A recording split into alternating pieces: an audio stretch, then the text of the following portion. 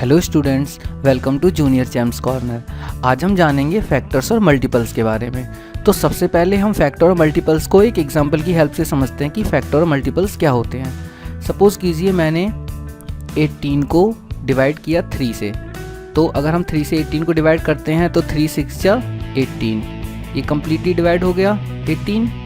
तो इस डिवीजन से हम समझते हैं कि फैक्टर और मल्टीपल क्या होते हैं। तो 3 एक फैक्टर है 18 का, ठीक है। 3 इज़ अ फैक्टर, यानी कि इससे समझ में हमें ये आया कि अगर कोई नंबर किसी नंबर को डिवाइड करता है तो वो उसका फैक्टर कहलाता है, ठीक है।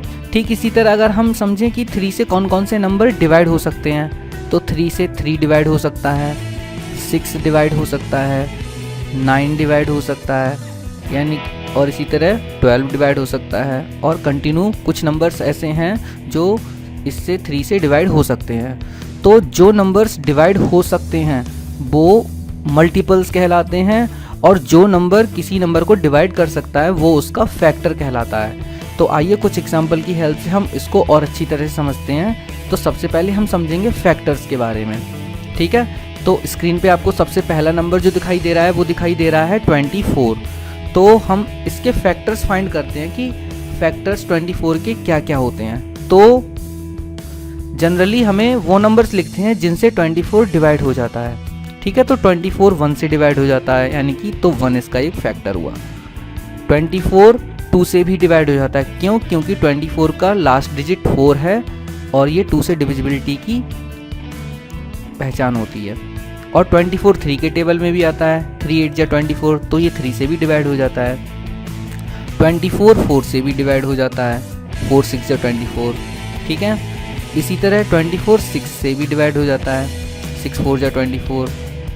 और इसी तरह हम देखें तो 8 से भी डिवाइड हो जाता है। उसके बाद 12 से डिवाइड हो जाता है, और 12 जस्ट 24 का हाफ होता है। तो जैसे ही कोई फैक्टर हाफ तक पहुंचता है तो उसके बाद डायरेक्टली हम उस नंबर को लिख देते हैं जिससे वो डिवाइड होता है, यानी कि 24 का भी फैक्टर होता है। तो जो मैंने स्क्रीन पे नंबर्स लिखे हैं 1 2 3 4 6 8 12 और 24, तो ये 24 के फैक्टर्स हैं।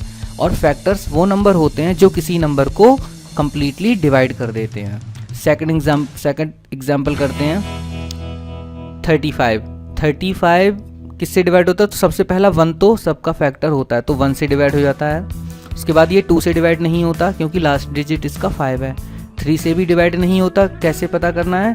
3 और 5 को अगर हम ऐड करें तो 8 मिलता है, और 8 3 से डिविजिबल नहीं होता, तो ये 3 से डिवाइड नहीं होगा। उसके बाद हम 5 से देखते हैं, हाँ ये 5 से डिवाइड हो जाता है। 5 7 जा 35, 5 7 जा तो 7 भी इसका एक फैक्टर होगा क्योंकि 7 से भी डिवाइड हो जाता है 35। उसके बाद ये नंबर सेल्फ 35 से डिवाइड होता है। तो 35 के हमें 4 फैक्टर्स मिले, 1 5 7 एंड 35, ठीक है। 41 करते हैं। 41 को आप लोग जानते हैं, 41 एक प्राइम नंबर है, और हम जान चुके हैं पहले ही कि 41 यानी कि जो प्राइम नंबर्स होते हैं उनके सिर्फ 2 ही फैक्टर होते हैं, एक 1 और वो खुद, यानी कि 41। तो इसके सिर्फ 2 ही फैक्टर होंगे क्योंकि ये एक प्राइम नंबर है। 75 के लिए करते हैं। 75 हमारा सबसे पहले 1 से डिवाइड हो जाता है। उसके बाद 7 और 5 को अगर हम ऐड करें तो हमें 12 मिलता है। 12 3 के टेबल में आता है, इसका मतलब ये 3 से भी डिवाइड हो जाता है। 75 का लास्ट डिजिट यानी कि यूनिट डिजिट 5 है, तो ये 5 से भी डिवाइड हो जाता है। उसके बाद ये नंबर 15 से भी डिवाइड हो जाता है, तो ये सब इसके फैक्टर्स ही हैं। 15 के बाद ये नंबर 25 से भी डिवाइड हो जाता है, तो 25 इसका फैक्टर हुआ। उसके बाद 25 के बाद ये नंबर सेल्फ से डिवाइड हो जाता है, यानी कि 75 से खुद से। तो 75 के कितने फैक्टर्स मिले हमको? 6 फैक्टर्स, 1 3 5 15 25 एंड 75, ठीक है। अब हम 100 के फैक्टर्स फाइंड करते हैं। तो सबसे पहले ये नंबर 1 से डिवाइड हो जाता है, यानी कि 1 इसका 100 का फैक्टर है। 2 भी 100 का फैक्टर है, क्यों? क्योंकि 2 से भी 100 डिवाइड हो जाता है। उसके बाद 3 नहीं है 100 का फैक्टर, क्योंकि 3 से 100 डिवाइड नहीं होता। उसके बाद 5 से डिवाइड हो जाता है।